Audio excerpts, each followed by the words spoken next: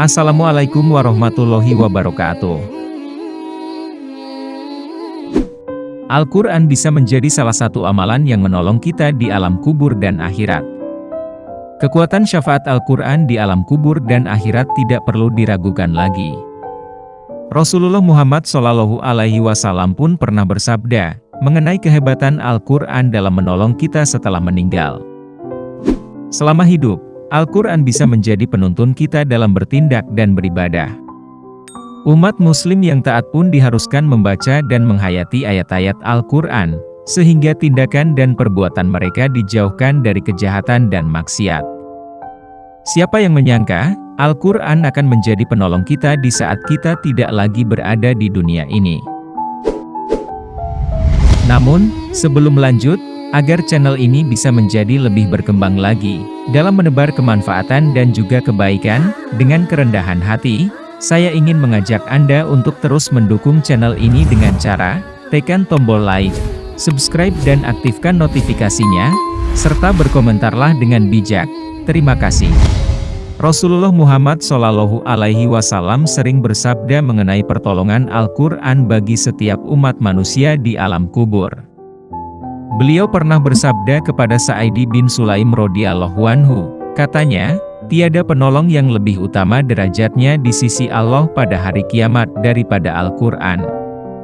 Bukan nabi, bukan malaikat dan bukan pula yang lainnya. Abdul Malik bin Habib Syarah Ihya. Basar dalam bukunya Himpunan Fadilah Amal juga meriwayatkan bagaimana Al-Quran menolong kita di alam kubur. Saat kita meninggal dunia, orang-orang sibuk dengan pengurusan jenazah, termasuk pemasangan kain kafan. Tiba-tiba, ada orang yang tampan berdiri di kepala mayat. Orang itu pun hadir pula di antara dada dan kain kafan untuk menyertai sang jenazah. Setelah jenazah dikuburkan dan orang terakhir meninggalkan makamnya, datanglah malaikat Munkar dan Nakir untuk menanyakan beberapa pertanyaan kepada jenazah. Mereka juga berusaha memisahkan orang tampan itu sehingga proses tanya jawabnya berjalan dengan lancar. Si tampan itu mengatakan bahwa sang jenazah adalah sahabat karib si mayit dan tidak akan meninggalkannya dalam keadaan apapun. Ia memperbolehkan kedua malaikat ini untuk melakukan tugasnya. Hanya saja, si tampan tidak akan berpisah dengan si mayit sampai ia masuk surga nanti. Lantas, siapakah si tampan itu? Aku adalah Al-Quran yang terkadang kamu baca dengan suara keras dan terkadang dengan suara perlahan. Jangan khawatir, setelah menghadapi pertanyaan Munkar dan Nakir ini, engkau tidak akan mengalami kesulitan. Dia adalah Al-Quran yang selalu kita baca setiap saat apapun kondisinya. Di alam kubur, dia menolong kita agar kita mendapatkan istirahat yang layak hingga datangnya hari kiamat. Setelah malaikat Munkar dan Nakir itu melakukan tugasnya, sahabat itu menghamparkan tempat tidur dan permadani sutera dengan kasturi dari Malail A'la. Al-Quran pun bisa menjadi tameng pelindung bagi kita dari serangan siksa kubur berupa semburan api. Hal ini sesuai dalam riwayat Amr bin Murrah, di mana Al-Quran akan muncul dan menyelamatkan kita dari semburan api dari berbagai arah. Jika manusia masuk ke dalam kubur, tiba-tiba keluar semburan api dari arah kepalanya, lalu Al-Quran datang untuk menghalanginya. Kemudian api itu keluar dari arah kakinya, lalu datanglah Al-Quran untuk menghalanginya. Kemudian keluar dari samping kanannya, lalu datanglah Al-Quran untuk menghalanginya. Lalu keluar dari samping kirinya, maka datanglah Al-Quran untuk menghalanginya.